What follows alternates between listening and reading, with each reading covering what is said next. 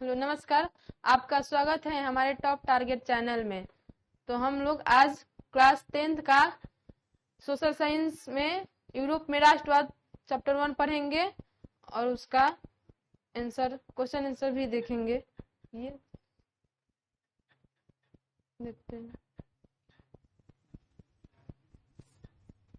राष्ट्रवाद के बारे में यूरोप में राष्ट्रवाद पढ़ रहे हैं तो हम लोग पहले जानेंगे कि राष्ट्रवाद क्या है। तो राष्ट्रवाद को जानते हैं कि राष्ट्रवाद का एक मतलब सिंपल सा परिभाषा दे सकते हैं कि अपने देश से प्रेम हो जाना ही राष्ट्रवाद कहलाता है। उसका अर्थ मतलब इसको अगर डिफिनेशन में देना होगा तो हम लोग एक साधारण लैंग्वेज में देंगे। जैसे कि यहाँ पे हम लोग देखते हैं, राष्ट्रवाद एक ऐसी भावना है जो किसी विशेष भौगोलिक, सांस्कृतिक या सामाजिक परिवेश में रहने वाले लोगों में एकता का वाहक बनाती है। तो ये हमारा राष्ट्रवाद का क्या हो गया, एक सटीक परिभाषा हो जाएगा, तो ये राष्ट्रवाद कहलाएगा। तो हम लोग राष्ट्रवाद के बारे में इसका परिभाषा देख लिए। अब नेक्स्ट देखते हैं इसका पूरा डिटेल से, थोड़ा और इससे ज्यादा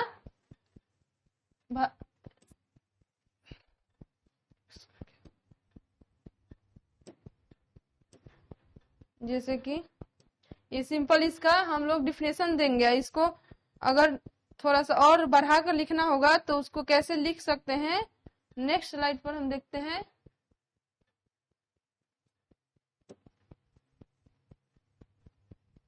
जैसे कि यहाँ पे राष्ट्रवाद लोगों के किसी समूह की उस आस्था का नाम है जिसके तहत वे खुद को साझा इतिहास, परंपरा, भाषा, जातीय या जातिवाद, सांस्कृतिक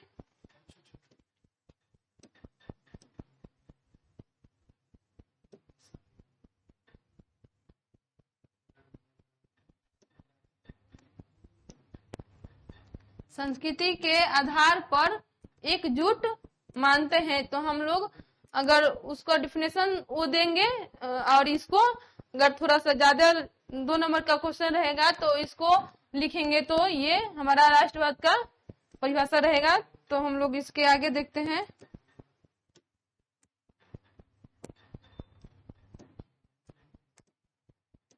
राष्ट्रवाद का अर्थ, राष्ट्र के प्रति निष्ठा या दृढ़ निश्चय या राष्ट्रीय चेतना का उदय, किसी प्रगति और उसके प्रति सभी नियम आदर्शों को बनाए रखने का सिद्धांत है। ये हमारा राष्ट्रवाद का अर्थ हो जाएगा। अर्थात अपने राष्ट्र के प्रति प्रेम की भावना को राष्ट्रवाद कहते हैं। यहाँ पे सिंपल एक परिभाषा में देंगे कि राष्ट्रवाद क्या है, तो अपने देश से प्रेम हो जाना ही राष्ट्रवाद कहलाता है। तो यहाँ पे उसका हम लोग देख लिए। अब उसके बाद देखते हैं इसका आगे। यूरोप में राष्ट्रवाद के उदय, किस प्रकार यूरोप में राष्ट्रवाद का उदय हुआ और उसका बीजारोपण कैसे हुआ।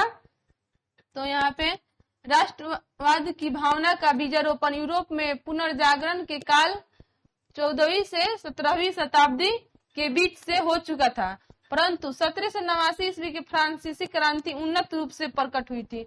जो फ्रांस की क्रांति 1789 ईस्वी में हुआ था, उससे हमारा यूरोप का राष्ट्रवाद और ही व्यवस्थित रूप से मतलब ज्यादा इसमें हमारे फ्रांस की क्रांति को जाता है यूरोप में राष्ट्रवाद की भावना का उदय का होना।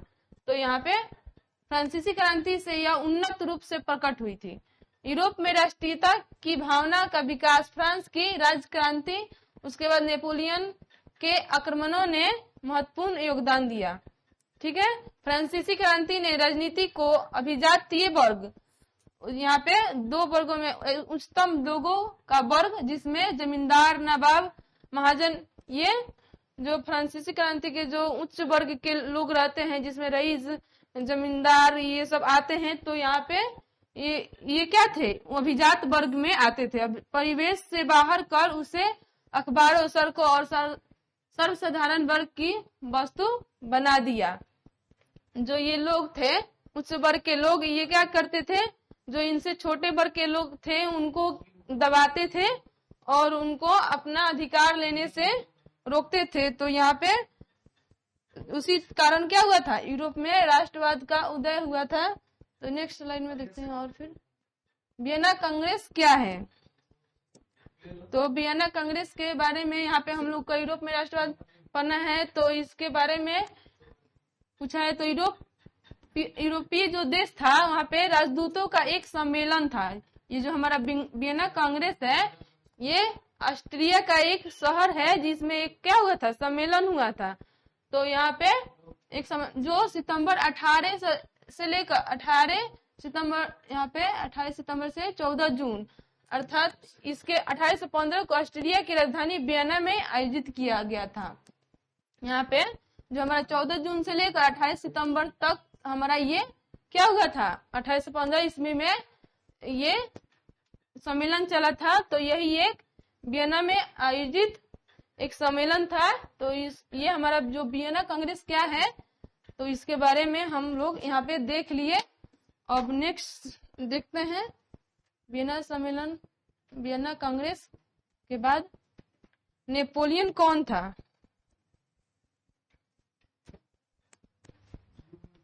नेपोलियन कौन था, तो यहाँ पे नेपोलियन एक महान सम्राट था।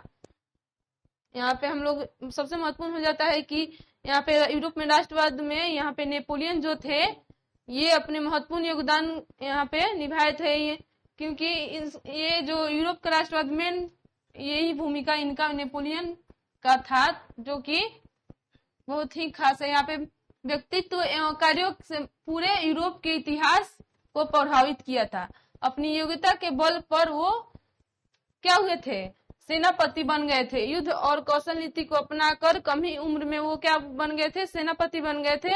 और उन्होंने अपने एक खास जगह बना लिए थे।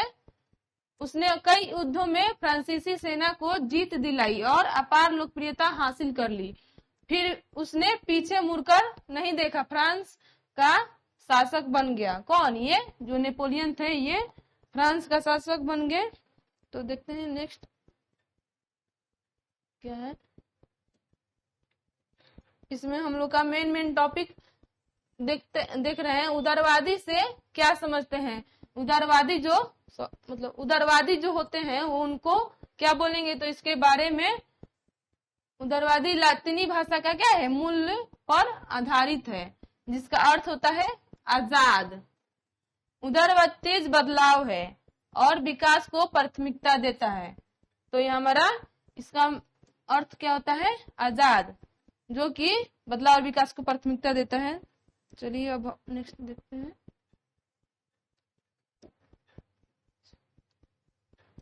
बोला है कि रूढ़िवादी से क्या समझते हैं। तो हमारा टॉपिक है रूढ़िवादी क्या है। तो ये रूढ़िवादी एक परंपरा है जो कि वहाँ पे जो यूरोप में लोग रहते थे उनके जो समझने में क्या होता है।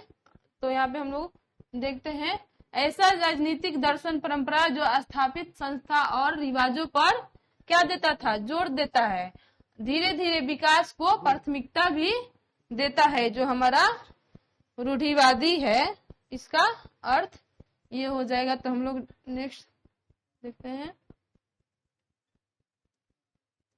बोल रहा है कि वियना सम्मेलन क्या है। तो हम लोग अगर यहाँ पे क्वेश्चन आएगा, अगर 5 नंबर में या 3 नंबर में लिखना होगा तो हम लोग इसको लिख देंगे और थोड़ा इसका एक्सप्लेनेशन इतना करेंगे तो हमारा हो जाएगा। जैसे कि नेपोलियन के पतन के बाद यूरोप की विजयी शक्ति ऑस्ट्रिया की राजधानी वियना में 1815 ईस्वी में क्या हुआ था, एकत्र हुई, जिसे वियना सम्मेलन के नाम से जाना जाता है। इसका मुख्य उद्देश्य फिर से पुरातन व्यवस्था को क्या करना था, स्थापित करना था। जो मेटरनिक थे ऑस्ट्रिया के चांसलर, वो फिर से पुरातन व्यवस्था को क्या करना चाहते थे, स्थापित करना चाहते थे। ये वियना में जो सम्मेलन हुआ था, इस सम्मेलन का मेजबानी ऑस्ट्रिया के चांसलर मेटरनिक ने किया था। ठीक है, तो इतना हम लोग इसका आंसर देंगे तो सही रहेगा। चलिए नेक्स्ट देखते हैं टॉपिक, मेटरनिक युग क्या है। तो मेटरनिक युग यहाँ पे इसके बारे में मेन टॉपिक है। तो यहाँ पे मेटरनिक युग से पूछा जाएगा तो हम लोग इसका आंसर ये देंगे, जैसे कि वियना सम्मेलन के माध्यम से एक तरफ से क्या, एक तरफ नेपोलियन युग का अंत था और दूसरी तरफ मेटरनिख जो युग था उसका शुरुआत हुआ था। ये हमारा मेटरनिख युग से पूछा है तो वहां पे नेपोलियन युग का अंत हो गया था और मेटरनिख युग का शुरुआत हुआ। इसने इटली पर अपना प्रभाव स्थापित करने के लिए उसे कई राज्यों में क्या किया था, विभाजित कर दिया था। जर्मनी में 39 रियासतों का संघ कायम रहा। फ्रांस में भी पुरातन व्यवस्था की पुनर्स्थापना हो गया था।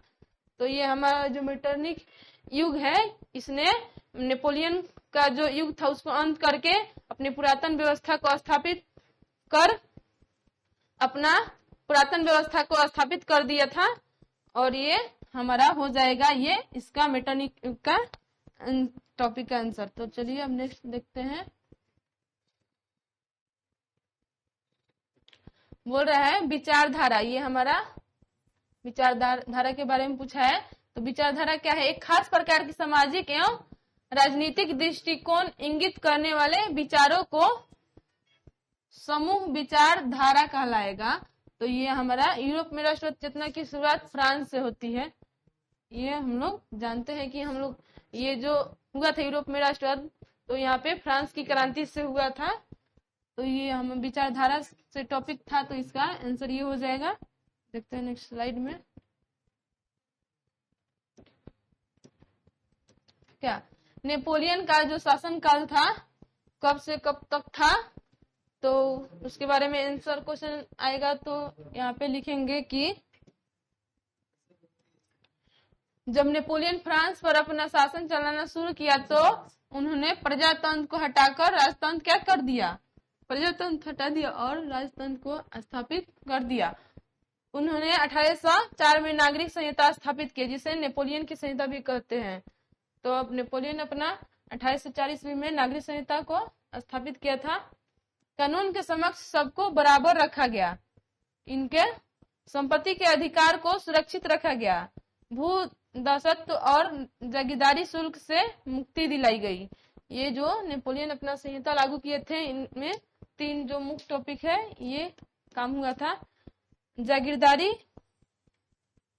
यहाँ पे बोल रहा है कि इसके तहत किसानों, जमींदारों और जो उद्योगपति द्वारा तैयार सामान का कुछ हिस्सा कर के रूप में क्या कर सरकार को देना पड़ता था। ये जागीरदारी व्यवस्था कहलाती थी।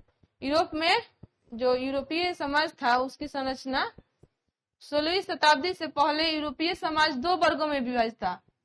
जो 16वीं सदी थी उससे पहले हमारा समाज 2 वर्गों में, यहाँ पे यूरोप का समाज वो क्या हुआ था, वर्गीकृत था। उच्च वर्गीय कुलीन वर्ग और निम्न वर्ग जिसमें कृषक वर्ग हो जाएगा। बीच में एक और वर्ग जुड़ गया जिसे मध्यम वर्ग कहा गया। तो हम लोग नेक्स्ट देखते हैं।